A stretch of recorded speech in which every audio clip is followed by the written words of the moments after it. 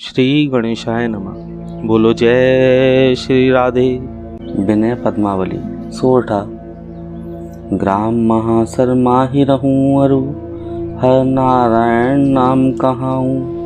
वेद पुराण को ज्ञान नहीं, नहीं शास्त्र सुने सच बात बताऊं। सिंधु समान कथा हरि की, मैं मच्छर मूड उलाघन चाऊं। को कमी कहू को तुक में, करी कृष्ण कृपा नौका तरी जाऊं। हरि अनुकंपा होत जब, गूंगा वेद सुनाए। पंगु चढ़े गिरिवर तुरत, अंधा राह बताए। अंधा राह बताए, मूढ़ श्रुति भाष्य बनावे। बहरा सब कुछ सुने, राग का भेद बतावे। हर नारायण कहे, कृपा हरि की यदि पाऊं। भाषा इसकी करूं, शीश कवियों को नाऊं। कृष्ण शिवा शिव शारदा, गणपति यमुना गंग। व्यास और सुखदेव मुनि, बंदो ईश भुजंग। गुरुपद पंकज सुमरी कर, ऋषि मुनि कवि सब ध्याए। कहन जहो श्री भागवत, भाषा माहि बनाए। बांके टेढ़े बाख्य रच, भाषा करबे मेल। कहो कथा हरि की सुजन, जो अमृत को बेल।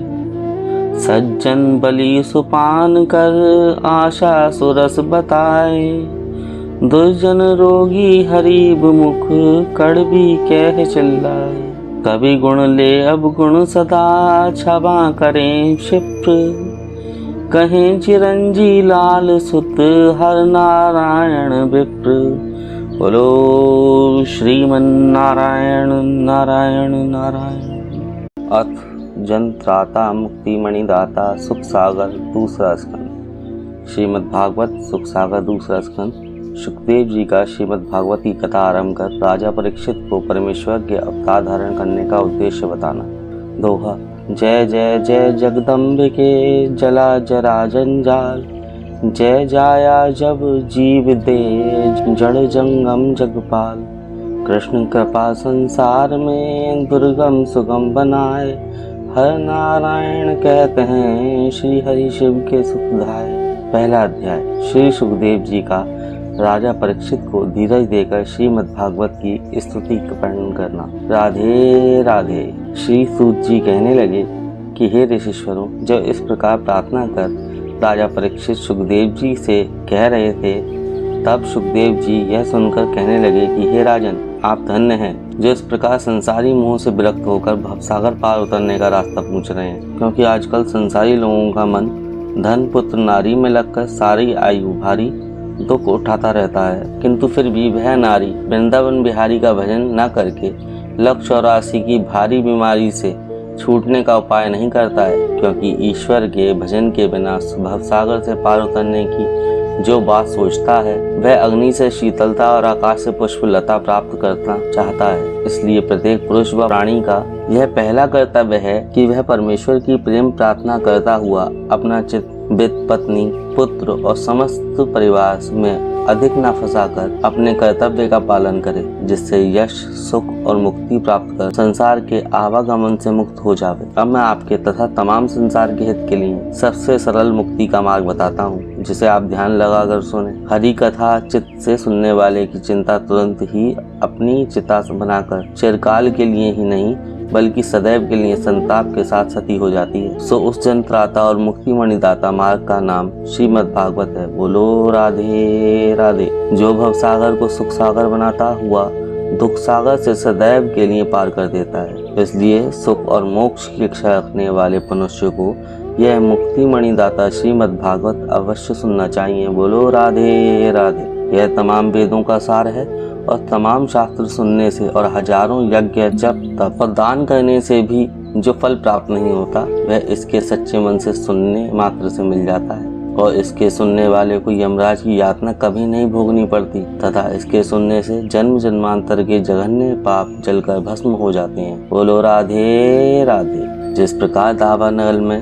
दरखत और दूब की पत्तियां जलकर राख हो जाती हैं, सो तुमको अपनी मुक्ति के लिए श्रीमद् भागवती कथा सुननी चाहिए। यह सुनकर राजा परीक्षित कहने लगे, मुनिराज, यदि यह बात इसी तरह ठीक है तो क्या कारण है जो इन ऋषिश्वर और मुनीश्वर ने यह बात नहीं बतलाई। यह सुन सुखदेव जी कहने लगे कि हे राजन, इन ऋषिश्वरों का मन जब तब होम और यज्ञादिक में लगा रहने से स्थिर नहीं है, इसलिए आपको और कठिन मार्ग बताकर सरल उपाय पर नहीं चला सकते। और हमने अपने और संसार के लिए इस कथा को अपने पिता से सुना है। केवल जब से ही नहीं, जन्म लिया तब से सदा परमेश्वर का भजन कर 8 पहर 64 घड़ी परमहंस की अवस्था में रहते हैं। बोलो राधे राधे। इसलिए हमारा मन स्थिर और शांत है और इसी कारण हमने आपको आते ही मोक्ष का यह सरल उपाय बतला दिया है। सो इस पर चलने से आप अवश्य मुक्त हो जाओगे। यह सुन राजा परीक्षित कहने लगे कि हे मुनिराज, आप धन्य हैं और मुझे भी धन्य ही समझना चाहिए कि आप जैसे महात्माओं के अंत समय दर्शन प्राप्त हुए। परंतु भगवान, मेरी आयु के केवल 7 दिन शेष हैं, सो क्या 7 दिन में ही संसार सागर से सदा के लिए पार हो जाऊंगा। बोलो राधे राधे। यह सुन सुखदेव जी कहने लगे कि हे राजन, आपकी आयु के तो 7 दिन बहुत हैं। राजा खटवांग तो केवल 2 घड़ी में ही मुक्त होकर भव सागर से पार हो गया। सो तुमको भयभीत नहीं होना चाहिए, क्योंकि अंत समय भगवान का केवल एक नाम उच्चारण करने वाला पल में ही संसार सागर से पार हो जाता है।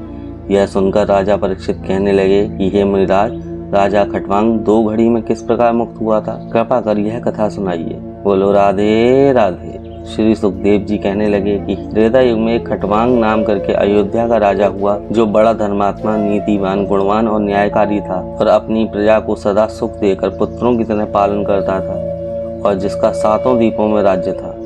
सो एक समय का वृतांत है कि देवता और दैत्यों में संग्राम छिड़ जाने पर दैत्यों ने देवताओं को पराजित कर दिया।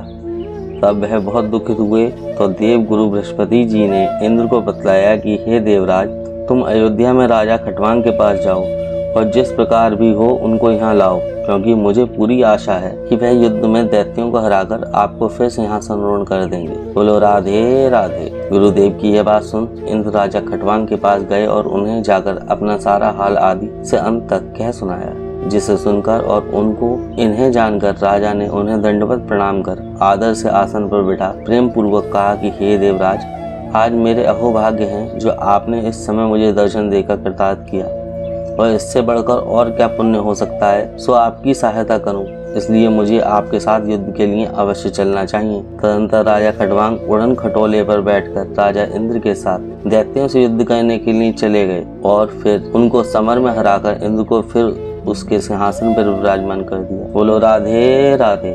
इस प्रकार कई दिन बीत जाने के पश्चात राजा ने एक दिन इंद्र को अपने देश में लौटने के लिए कहा। तो देवराज ने जब उनके जाने का हाल सुना तो उनसे कहा कि हे राजन, आपने हमारी बड़ी सहायता की है, इसलिए हम आपके कृतज्ञ हैं और आपको बहुत प्रसन्न होकर कहते हैं कि आप हमसे मन इच्छा वरदान मांगिए। तब राजा ने कहा कि हे इंद्र, वरदान मांगने से पहले आप यह बताएं कि मेरी आयु कितनी शेष है, क्योंकि इस समय मैं बहुत वृद्ध हो चुका हूँ। यह सुन देवराज ने भगवान का ध्यान कर राजा को बतलाया कि हे खटवांग, आपकी आयु केवल 4 घड़ी शेष है। यह सुन राजा ने कहा कि मुझे जितना शीघ्र हो सके उतनी शीघ्रता से भरत खंड के बीच अयोध्या में भिजवा दीजिए, क्योंकि कहा है जन्मभूमि जननी जहाँ, वहाँ स्वर्ग सुख सर्व, इन बिन भोग वृथा सभी, द्रव्य अर्व अरुखर। बोलो राधे राधे। यह बात सुन देवराज ने शीघ्रगामी वायुयान मंगा राजा खटवांग को सवार कराकर 2 घड़ी में ही अयोध्यापुरी पहुंचा दिया। तब राजा ने वहां पहुंचकर शेष 2 घड़ियों में ही अपने पुत्र को राज्य और जितना उससे हो सका उतना अनाथ और दीनों को दान देकर तथा संसार माया मोहों को त्याग सरयू के किनारे समाधि लगाकर योगाभ्यास से अपने प्राण त्याग संसारी बंधनों को तोड़ मुक्ति प्राप्त की। सो हे राजन, इस प्रकार राजा खटवांग ने तो 2 घड़ी में ही मुक्ति प्राप्त कर ली थी,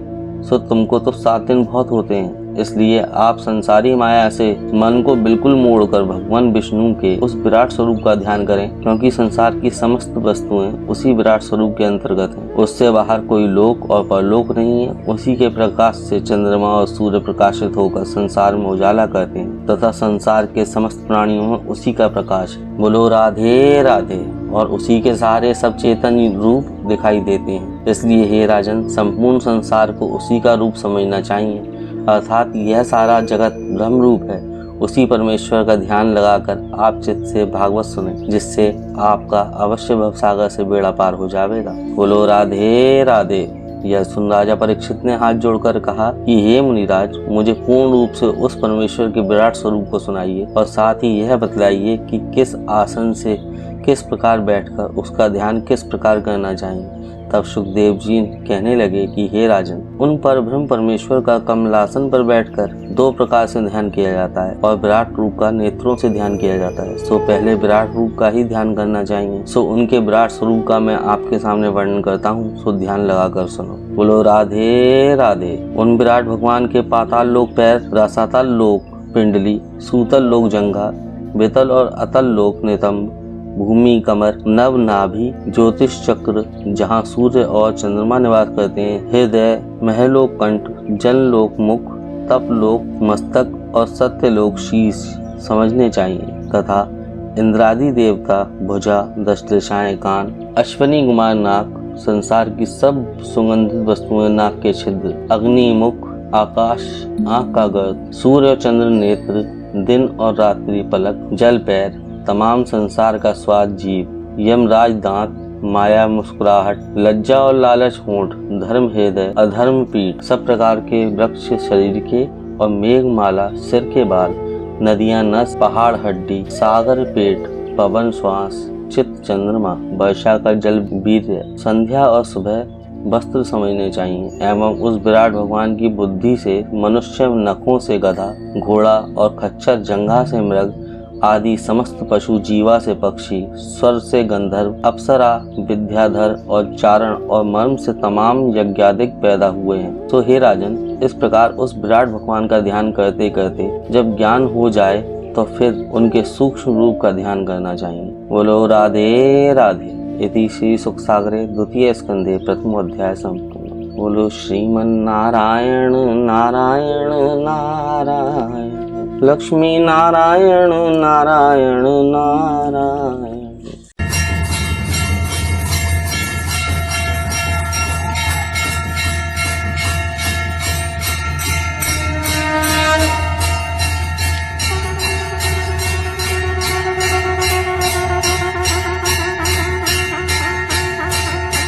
आरती श्रीमद् भागवत जी की, दाता है सुख मुक्ति श्री की। जगहित व्यास मुनीश बनाई, श्री सुखदेव जिसे फिर गाई। शेनि परीक्षित मुक्ति पाई, सप्ताह यज्ञ विशेष विधि की। आरती श्रीमद् भागवत जी की।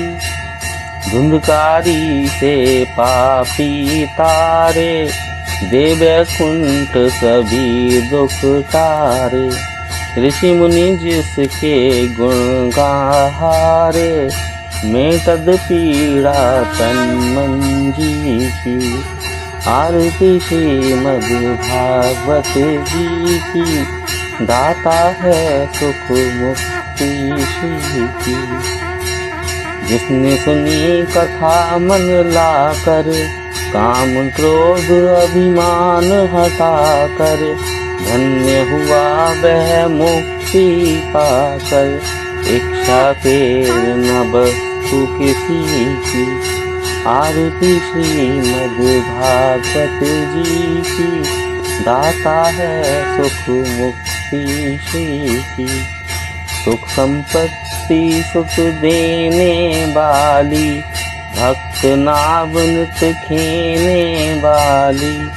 दुख दारिद्र्य हर लेने वाली, हर नारायण मां मुक्ति की। आरती श्रीमद् भागवत जी की, दाता है सुख मुक्ति श्री की। जय श्री राधे। श्रीमन नारायण नारायण नारायण, लक्ष्मी नारायण नारायण नारायण, ईश्वर नारायण नारायण नारायण, लक्ष्मी नारायण नारायण नारायण, ईश्वर नारायण नारायण नारायण। राधे राधे।